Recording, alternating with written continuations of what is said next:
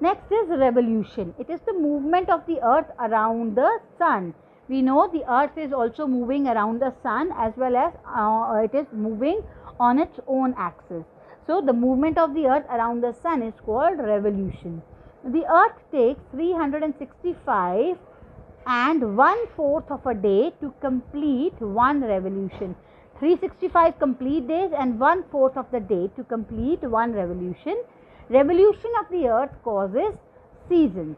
Revolution of the earth around the sun. The picture is shown how the earth is revoluting around the sun. You can see when the earth is near to the sun, there will be spring season and autumn season, and when the sun is away from the when the earth is away from the sun, there will be winters again, right? Because the revolution of the earth around the sun is an elliptical path.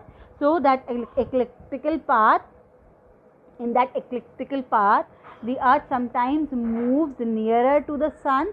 When it is nearer to the sun, it will have summer, and when it will go away from the sun, it will have winters, right? Next is eclipse. An eclipse is a shadow formed in the space that makes the sun or the moon invisible for some time. You have to learn that the sun is a star and is fixed in a position. So eclipse is basically a type of a shadow which is formed in the space. When the sun, moon and the earth comes in one line, it will cause eclipse to happen. The earth revolves around the sun and the moon revolves around the earth. When the sun, earth and the moon comes in a straight line, an eclipse occurs. Now eclipses are of two types. A solar eclipse first occurs when the moon comes between the sun and the earth. When moon, sun and earth are in one line and moon is in between the earth and the sun, then solar eclipse occurs. The moon casts its shadow on the earth. People on some parts of the earth cannot see the sun for some time.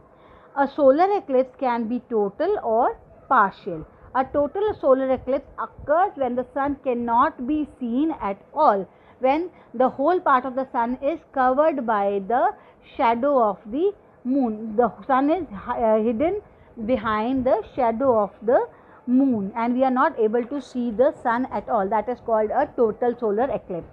A partial solar eclipse occurs when a part of the sun can be seen. When some part of the earth is seen, it is a partial solar eclipse. You can see phases of the solar eclipse.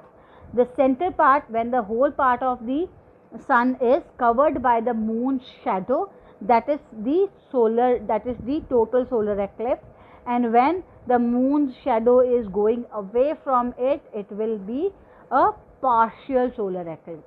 You can see different phases of the solar eclipse.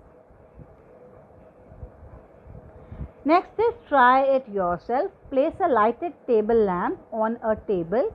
Place a tennis ball which will act as a moon in front of it, and place a football which will act as the earth on its side. Move the tennis ball till it comes to lie in such a position as to cast a shadow on the football. This will enable you to understand how a solar eclipse occurs. So, in between a source of light and the football, there is a tennis ball, and move that tennis ball in such a way that its shadow will cover the earth. This will make you understand how the solar eclipse occurs.